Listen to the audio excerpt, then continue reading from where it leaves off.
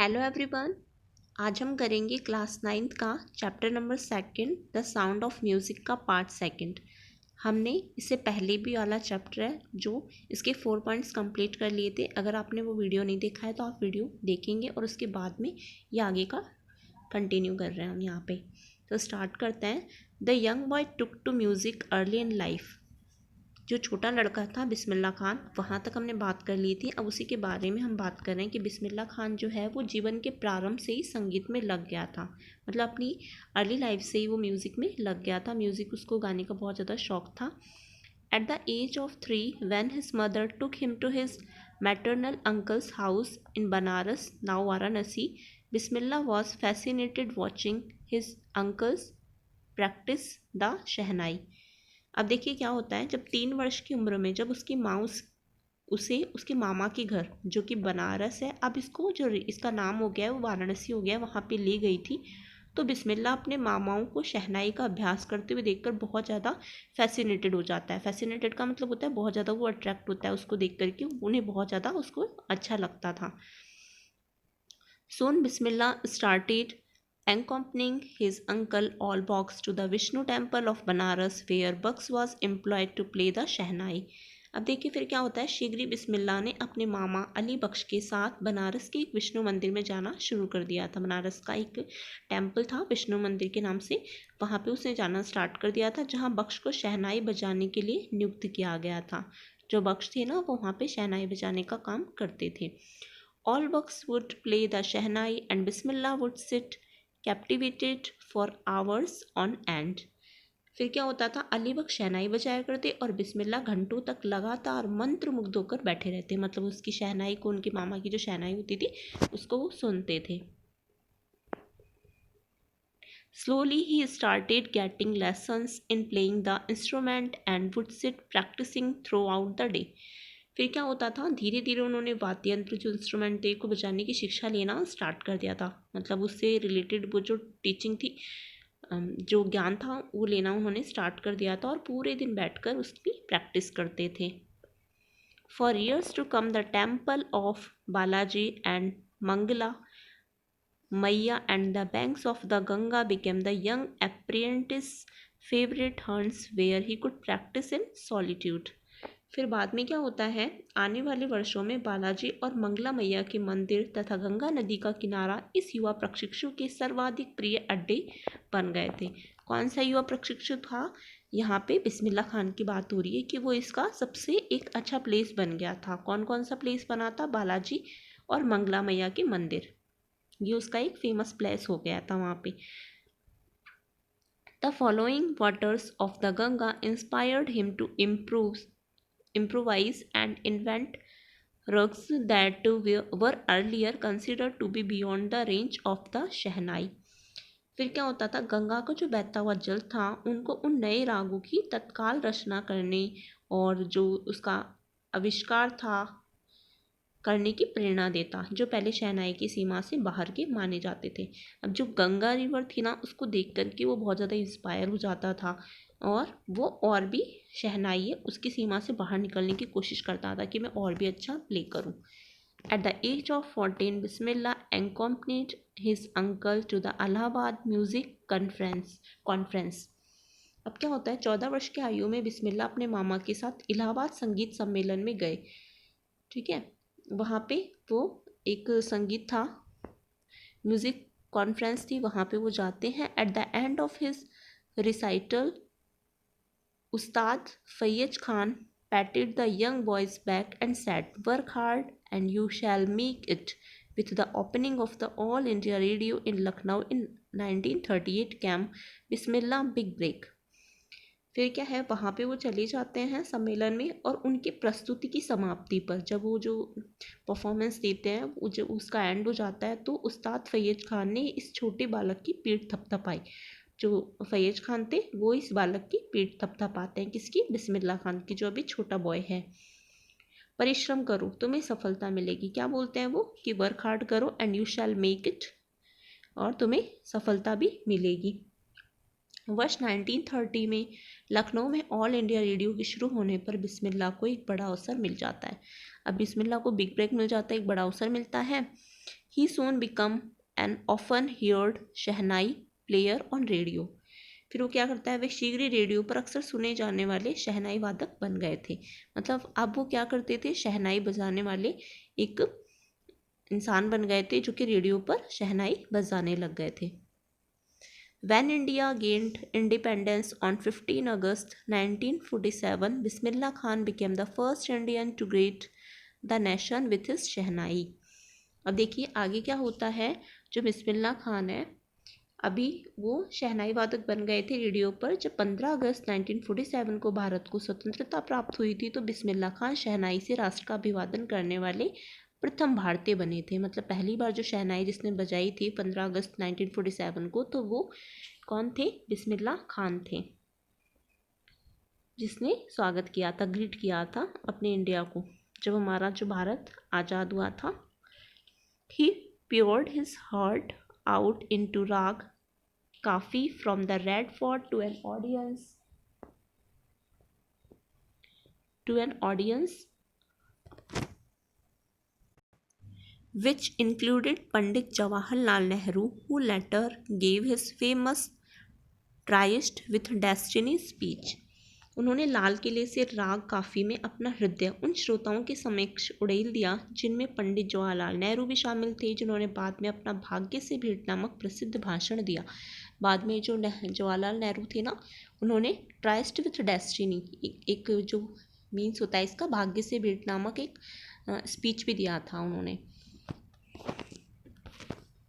Bismillah Khan has given many memorable performance both in India and abroad. जो बिस्मिल्लाह खान थे वो भारत व विदेश दोनों ही स्थानों पर अनेक स्मरणीय प्रस्तुतियाँ दी उन्होंने। मेमोरेबल जो याद करने वाली होती है ना परफॉर्मेंस, वो दी थी। His first trip abroad was to Afghanistan where king Zahir Shah was to taken in by the maestro that he gifted him priceless Persian carpets and other souvenirs। फिर क्या होता है आगे, जो उन्होंने पहले तो बहुत मेमोरेबल परफॉर्मेंस दे दिया और उनकी प्रथम विदेश यात्रा अफ़गानिस्तान की थी। मतलब फर्स्ट उन्होंने जो अब्रॉड के लिए अपनी यात्रा स्टार्ट की थी वो अफ़गानिस्तान की थी, जहां राजा जहीर खान इस महान संगीतकार से इतने ज़्यादा आकर्षित हुए कि उन्होंने उनको अमूल्य फ़ारसी जो गलीचे होते हैं और अन्य जो मोमेंटो होते हैं वो उन्हें उपहार में दिए थे। यहाँ पे मैस्ट्रो का मीन्स होता है मोमेंटो वगैरह जो था ना, वो उन्हें गिफ्ट कर दिए थे। The king of Afghanistan was not the only one to be fascinated with Bismillah Khan's music. अब फिर क्या होता है, अफगानिस्तान के राजा ही बिस्मिल्लाह के संगीत से मोहित होने वाले एकमात्र व्यक्ति नहीं थे। मतलब ऐसा नहीं था कि राजा ही थे, अफगानिस्तान के जो किंग थे वही बहुत ज़्यादा उनसे फैसिनेटेड हुए थे। Film director Vijay Bhatt was so impressed after hearing Bismillah play at a festival that he named a film after the instrument called गुंज उठी शहनाई। गूंज उठी शहनाई।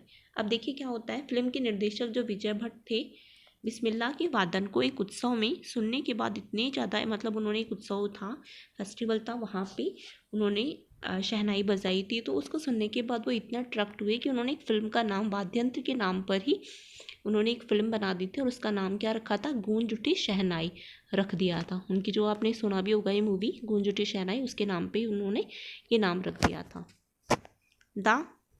The film was a hit and one of Bismillah Khan's compositions. Dil Ka Khilona Hai Toot Gaya turn out to be a nationwide chart buster. Despite this her success in the celluloid world, Bismillah Khan's ventures in film music were limited to two। अब क्या हुआ था, पहली जो movie थी गूंज उठी शहनाई, उन्होंने अपना नाम रख दिया था उस मूवी का एक, और फिल्म हिट रही। और ये जो मूवी थी ना गूंज उठी शहनाई, ये बहुत ज़्यादा सफल रही, हिट रही। तो बिस्मिल्लाह खान की रचनाओं में से एक रचना और उन्होंने भी रखी थी। कौन सी थी वो, दिल का खिलौना हाय टूट गया। ठीक है, दिल का खिलौना हाय टूट गया, ये एक उन्होंने, उनकी एक रचना थी और इस पर भी उन्होंने मूवी बना दी थी। पूरे राष्ट्र में कीर्तिमान तोड़ने वाला सिद्ध हुआ। मतलब ये जो था ना, ये वाली रचना, turn out to be nation wide chart buster despite this huge success in the celluloid world. पूरे देश में मतलब गूंज उठाता ये। Bismillah Khan's ventures in film music were limited to two. Vijay Bhatt Goonj Uthi Shehnai and Vikram Srinivas Kannada venture Shehnai Appanna. I just can't come to terms with the artificiality and glamour of the film world, he says with emphasis. अब देखिए आगे क्या होता है। ये जो रचना थी वो पूरे राष्ट्र में मतलब तोड़ने वाला सिद्ध हुआ। मतलब पूरे राष्ट्र में जितनी भी रचनाएं थी ना उनमें ये बहुत ज़्यादा फेमस रचना थी। अब फिल्मी जगत में इस अपार सफलता के बावजूद जो फिल्मी जगत थी उसमें ये जो रचना थी काफ़ी फेमस हो चुकी थी। तो अपार सफलता के बावजूद बिस्मिल्लाह खान का जो साहसिक कार्य फिल्मी संगीत में केवल 2 फिल्मों तक ही सीमित रहा था। कौन सी 2 फिल्में कौन कौन सी थी उसके? एक था विजय भट्ट की गूंज उठी शहनाई और विक्रम श्रीनिवास की कन्नड़ फिल्म थी सनंदी अपन्ना। ये सनंदी अपन्ना ये भी एक मूवी का नाम है। मैं बस फिल्मी जगत की कृत्रिमता तथा मोहकता से समझौता नहीं कर सकता, वे जोर देकर कहते थे। वो क्या बोलते थे कि मैं फिल्मी जगत की जो इसमें आर्टिफिशियल चीज़ों का यूज़ करते हैं और मोहकता से कोई समझौता नहीं कर सकता, वे इस चीज़ को जोर दे करके कहते थे। 9 नंबर का पैराग्राफ है, awards and recognition came thick and fast. उसके बाद में क्या होता है, जो पुरस्कार और सम्मान बहुत अधिक संख्या में और तेज़ी से उन्हें प्राप्त हो गए थे। जो भी थी उनकी रचना भी काफ़ी ज़्यादा फेमस हो रही थी, तो इसकी वजह से उन्हें बहुत ज़्यादा पुरस्कार वगैरह भी मिल रहे थे, तेज़ी से प्राप्त होने लग गए थे। Bismillah Khan became the first Indian to be invited to perform at the prestigious Lincoln Center Hall in the United States of America। जो बिस्मिल्लाह खान पहले भारतीय बने जिन्हें संयुक्त राज्य अमेरिका के प्रतिष्ठित लिंकन सेंटर हॉल में प्रस्तुति देने के लिए बुलाया गया था, आमंत्रित किया गया था। अब देखिए आगे, he also took part in the World Exposition in Montreal in the कांस कला उत्सव एंड जो कांस कला उत्सव था, Cannes art festival and the Osaka trade fair, so well known did he become internationally that an auditorium in Tehran was named after him. ठहर mosque Ustad Bismillah Khan. फिर आगे क्या होता है, पहले तो उन्हें आमंत्रित कर लिया गया था संयुक्त राज्य अमेरिका के लिंकन सेंटर हॉल में, और उसके बाद उन्होंने मॉन्ट्रियल में विश्व प्रदर्शनी कांस कला उत्सव एंड ओसाका व्यापार मेले में भी भाग लिया था। वे इंटरनेशनल रूप से इतने ज़्यादा फेमस हो गए थे कि तेहरान में एक सभा हुई थी, सभा भवन का नाम ही उनके नाम पर ताहर मौसीकी उस्ताद बिस्मिल्लाह खान रखा गया था। ठीक है, इनके नाम पे ही ये पड़ा था, ये आपको ध्यान में रखना होगा। 10th नंबर पे जो है पैराग्राफ हमारा, national awards like the Padmashri, the Padma Bhushan and the Padma Vibhushan were conferred on him. अब इनको कई सारे अवार्ड भी मिले थे, पद्मश्री, पद्म भूषण व पद्म विभूषण जैसे राष्ट्रीय पुरस्कार उन्हें प्रदान किए गए थे, इन्हें मिले थे। In 2001 Ustad Bismillah Khan was awarded India's highest civilian award, the Bharat Ratna, with the coveted award resting on his chest and his eyes gleaming with rare happiness. He said, all I would like to say is teach your children music. This is the Hindustan richest traditions. Even the West is now coming to learn our music. तो अब क्या हुआ था, 2001 में बिस्मिल्लाह खान को भारत का सर्वोच्च नागरिक पुरस्कार जो होता है ना भारत रत्न, वो उन्हें प्रदान किया गया था, उसे उन्हें मिला था। किसी के लिए भी लालसा के योग्य इस पुरस्कार को अपने वक्षस्थल पर रखे हुए असाधारण प्रसन्नता से अपनी आंखों को भरती हुई उन्होंने कहा, जो कुछ मैं कहना चाहता हूँ वो यह है कि अपने बच्चों को संगीत सिखाइए, यह हिंदुस्तान की समृद्धतम परंपरा है, यहाँ तक कि पश्चिम भी अब हमारा संगीत सीखने आ रहा है। जब उन्हें वो अवार्ड मिला था ना भारत रत्न, तो उन्हें अपने चेस्ट के पास ले जा करके ये बात बोली थी कि आप सभी से मेरा ये निवेदन है कि आप सभी अपने बच्चों को म्यूज़िक सिखाइए।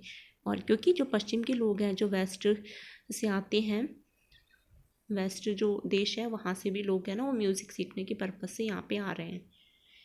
इन spite of having travelled all over the world, Khan Sahab as he is fondly called is exceedingly fond of Banaras and Tumrao, and they remain for him the most wonderful towns of the world।